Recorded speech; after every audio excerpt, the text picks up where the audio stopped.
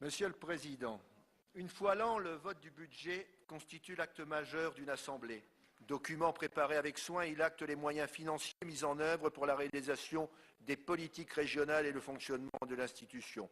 Il est soumis au vote des élus en séance plénière après avoir bénéficié des réflexions, approfondissements et avis des commissions thématiques, ce que vous avez refusé aux élus de cette Assemblée.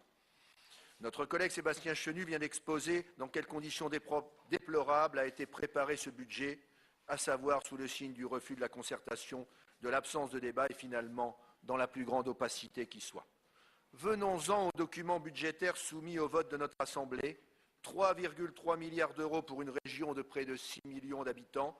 Ce montant peut sembler important, mais il reste cependant et de loin inférieur au budget des 5 conseils départementaux de notre région, qui avoisine 8 milliards d'euros. 3,3 milliards d'euros, soit environ 550 euros par habitant et par an, mais pour faire quoi? Notre collègue Vincent Birman a mis en évidence les grandes masses du budget qui confirment cette image, certes abrupte, mais réaliste d'un président du Conseil régional, chef des trains et des lycées, pour reprendre l'expression de Nicolas Sarkozy. Nous n'y avons pas vu l'inflexion majeure qu'on nous avait promise lors du rapport d'orientation budgétaire, mais au contraire une parfaite continuité par rapport à la politique menée par l'ancien exécutif socialiste et même une aggravation de celle-ci. C'est peut-être pourquoi M. Bataille nous a répété à plusieurs reprises « ce budget n'est pas vraiment le nôtre ». Par la grâce de M. Bertrand. Les socialistes que les électeurs avaient chassés par la porte sont donc rentrés par la fenêtre. Pourtant, dans le journal Les Échos, le 15 mars dernier, vous déclariez « Je me suis promis de ne plus jamais payer les factures des autres, c'est pourtant ce que vous faites. » Avec votre équipe, Monsieur le Président, une chose est sûre, l'immobilisme dans la continuité, c'est maintenant. Attachons-nous maintenant à l'aspect financier de ce budget, même si nous gardons toujours à l'esprit qu'au-delà des chiffres, des ratios, des équilibres, il y a une réalité charnelle, celle des hommes et des femmes de notre région, celle de ces territoires et de ces paysages, celle de la culture, de l'histoire, de l'identité qui ont façonné cette belle région au fil des temps. La question qui vient immédiatement à l'esprit est la suivante. Mais que s'est-il passé entre la séance plénière du 26 avril consacrée au rapport d'orientation budgétaire et le 12 mai, date d'envoi du dossier du budget primitif pour cette séance plénière?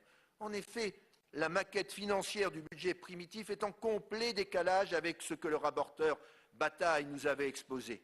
Rapport bien mal nommé au demeurant, puisque l'avis du Césaire remis en séance plénière ce 26 avril est sans appel.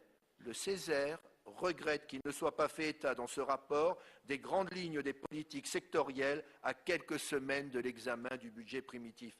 À tel point que nous en avons conclu que le refus de présenter les politiques régionales devant les commissions thématiques, de même que votre promptitude à couper le micro de vos vice-présidents, n'était peut-être pas tant le fait de l'opacité organisée envers les élus Front National Rassemblement Bleu Marine que l'incapacité dans laquelle cet exécutif se trouve d'exposer sa vision régionale et ses projets pour la région. C'est le Césaire qui nous dit encore, dans son avis sur ce budget, le Césaire note que la rupture formelle avec les budgets antérieurs, la globalisation des lignes budgétaires ainsi que le manque de détails rendent difficile l'émission d'un avis circonstancié. Il, c'est le Césaire, rappelle que le budget doit être le plus clair et explicite possible. Serge Camine a regretté les nouvelles études pour les infrastructures de transport, craint pour le barreau Creil-Roissy. Les différences qui apparaissent entre les orientations présentées en séance plénière du 26 avril et celles figurant dans le budget primitif sont flagrantes.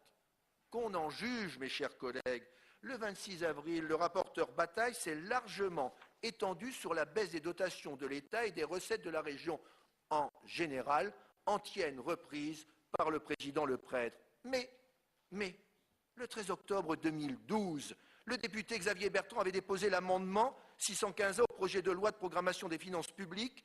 Pour justifier vos amendements, vous écriviez alors « Le présent amendement vise à une baisse de 500 millions d'euros de la dotation globale de fonctionnement pour les collectivités territoriales, soit 1 milliard d'euros. » Avec le recul, aujourd'hui, le président de région Bertrand doit se féliciter du rejet de l'amendement déposé par le député UMP Bertrand.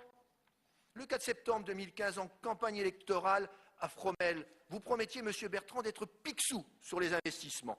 Le 26 avril, M. Bataille nous présente une stratégie de redressement avec des dépenses d'équipement à 700 millions. Un mois après, elles sont passées à 912 millions. Accroissement considérable des dépenses, vous l'avez dit vous-même, 221 millions d'euros, et même s'il y a le reste à réaliser des prédécesseurs socialistes, il en reste 140 millions. Alors, au final, qu'est-ce que nous constatons? Qu'a constaté d'ailleurs l'agence Fichte? C'est un budget surprenant et inquiétant, en contradiction avec les orientations budgétaires, sans vision régionale, lourd de menaces. Dans son analyse, l'agence Fitch considère que la dette devrait croître fortement, passant de 2,9 milliards fin 2015 à 3,5 milliards fin 2018, ce qui ferait passer la capacité de désendettement à 20 ans, un chiffre énorme contre 9 ans actuellement. On estime qu'au-delà de 10 ans, le ratio est mauvais. Encore une fois, Monsieur le Président, mes chers collègues, les élus du groupe Front National Rassemblement Bleu Marine ont eu raison.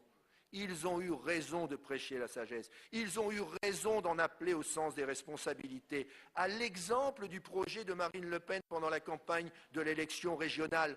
J'ai entendu M. Bataille nous parler maintenant de 30 000 emplois sur le mandat. Ah, qu'on est loin de la campagne électorale où c'était 60 000 emplois au 1er septembre 2016. C'est cette attitude qui est la nôtre depuis le début du mandat. C'est cette attitude qui a été celle de Marine Le Pen pendant toute la campagne, l'attitude de dire la vérité, parce que cette vérité, elle nous rend libres. Et c'est cette liberté que nous exerçons aujourd'hui dans une opposition constructive de bon sens. Nous vous demandons, écoutez notre voix, elle est celle de la sagesse et du bon sens.